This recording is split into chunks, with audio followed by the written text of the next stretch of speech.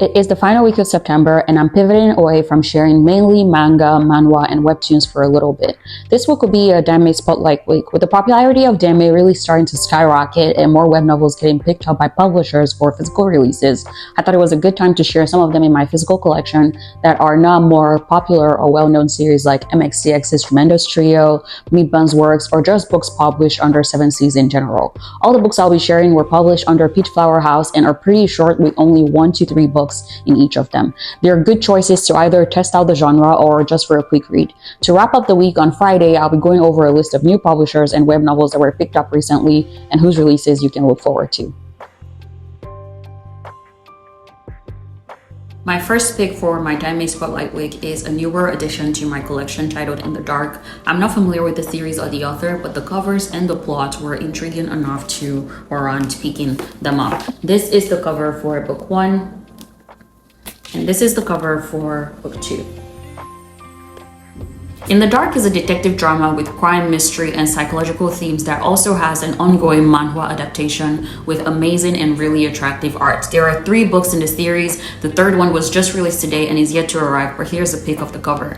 In the Dark follows the story of a police officer, Xie Lanshan, and his relationship with a forensic sketch artist called Shen Lufei. And because this is a series I haven't read, I'll just read through the synopsis on the back. Even if trapped in darkness, one will always search for the light. This is a story of a young police officer searching for an answer to the question, who am I? In the past, Xie Lanshan was an undercover drug enforcement officer who infiltrated the Golden Triangle as drug lord Mukun's right-hand man. After successfully returning to his post, an accidental case of police misconduct triggers a series of unexplainable headaches and hidden memories that begin to haunt him.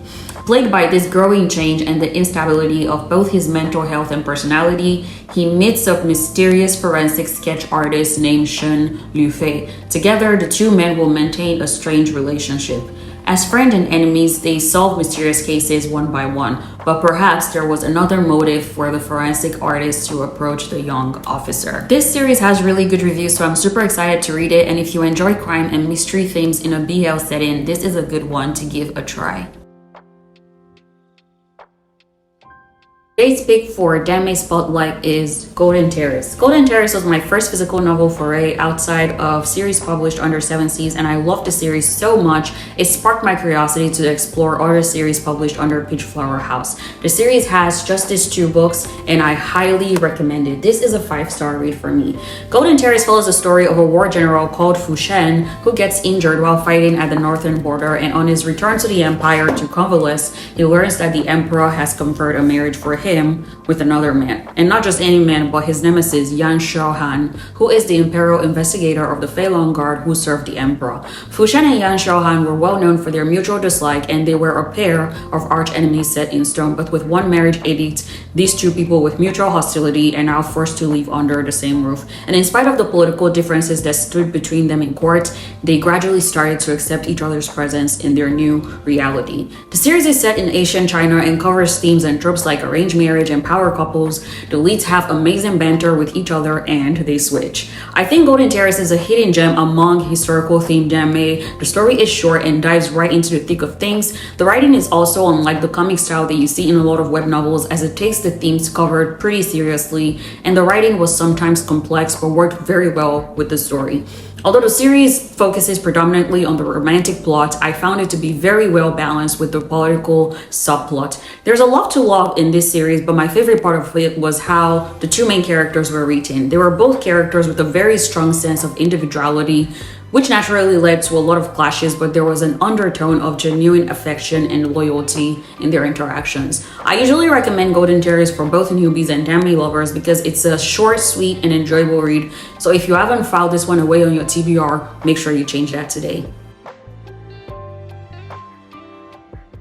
Today's Danmei pick is one that has been stuck on my TBR for a while because I keep collecting hobbies like Infinity Stones, and as a result, I don't have the time to read nearly as much as I would love to. The series is Little Mushroom, and I've seen nothing but good reviews about it. It is complete with just these 2 books, so this is another really quick read, and I do plan to read it by the end of the year. The story also has an ongoing manhwa adaptation that was released pretty recently. It has post-apocalyptic, dystopian, and science fiction themes, as well as the trope that I really enjoy in romance, the I exist to or I was sent to kill you but I fell in love trope. The series has also garnered awards in Chinese science fiction. It won a silver award at the 12th Chinese Nebula Awards and also at the 2021 Xingyun Awards for Global Chinese Science Fiction in the Best Original Novel category. Little Mushroom is set in a post-apocalyptic world where plants and animals have gained intelligence via gene fusion. In this series, humankind is nearly being wiped out by cosmic radiation, and living creatures have begun to mutate and devour each other while the remaining humans struggle in their man-made bases. Our main character, Anja, is a sentient mushroom that has taken on a human form after being nourished by the flesh and blood of a human with the same name. But Anja is missing his spore. So spores are what mushrooms produce and the sole purpose of their lives. But he has to go back to the human base to get it back. And Anja goes off to the human base in search of his spore despite the risk of being eliminated by people known as judges in this story, whose responsibility it is to inspect and eliminate creatures like Anja. Of all these judges, Colonel Liu Feng is the most perceptive and merciless of all of them, but Anja's mutation goes undetected by him and thus begins this tale that explores the meaning of humanity. I have to say that I'm really excited to read this one as it has a lot of themes I love reading and I have yet to see a bad review of it. If you have had the pleasure of reading Little Mushroom, feel free to drop a spoiler-free review in the comments urging others to read it, and I will be posting another recommendation/review for the series whenever I do get to reading it. My last Danmei pick for the week is Peach Blossom Dead by Da Feng Guoge.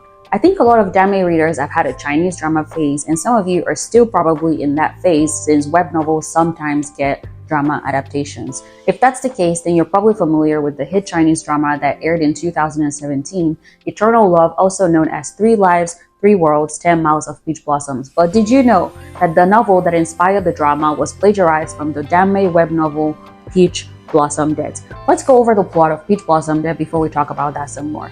All predestined affinities are merely debts to be repaid. In his mortal life, Song Yao ate an elixir pill that dropped from the heavens by accident and thus began his life as an immortal. After a millennium of living in idleness, the Jade Emperor orders Song Yao back to the mortal plane. His task is seemingly simple: to oversee the love trial between 2 immortal lords. Only when he bids his old friend Han Guan Xingjun farewell at the heavenly gates is he told of his true role on the mortal plane, to steal away the heart of one of the lords, Tianshu Xingjun. Falling from the skies with no way back, Song Yao can only wonder who is really being put on trial here. This series is set in ancient China and explores the Qiansha genre as well as themes that are really popular in Danmei, like reincarnation and immortality. So I read what I thought was the original work that the Chinese drama was based on back in 2017 after the drama aired, which is Tang Xi's To the Sky Kingdom, and Eternal Love is one of my all-time favorite Chinese dramas. So it was really sad to find out that the author took advantage of the underground status of BL-themed novels, knowing that the author of the actual original would have a hard time fighting its establishment. The original work was plagiarized and the BL theme was replaced with heterosexual characters to cater to a more mainstream audience. If you were aware of this and would like to check out the original work, make sure you pick this one up. It has just this one book, so it's a pretty quick read.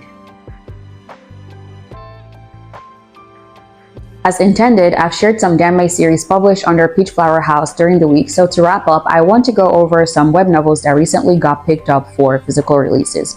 I really wanted to leave 7 Seas out of this, but it's like they knew that and decided to announce the license for a beloved favorite, Shan Jinzhou, also known as Ballad of Sword and Wine, 2 weeks ago, so let's get that out of the way. The week was focused on Peach Flower House, but I still want to mention a new release by the author of Peach Blossom Dead that'll be out late October, which is the Imperial Uncle. Earlier in the year, I also caught wind of a new Danmei publisher, Monogatari Novels, and they will be releasing the first volumes of 2 titles in February of 2024, The Silent Concubine and How to Survive as a Villain. The last publisher I want to mention is Rosemei. They announced licenses for 3 of the author Priest's works: Liu Yao, Coins of Destiny, San Shi Pin, The Defective, and Liu Ho Zhao Chou, Drowning Sorrows in Raging Fire. Also being released under Rosemei are titles like Kaleidoscope of Death, Global Examination, and The Earth is Online. So, Danmei readers and lovers, start preparing your minds for all the traffic your wallets will be seeing in the next year. You're welcome.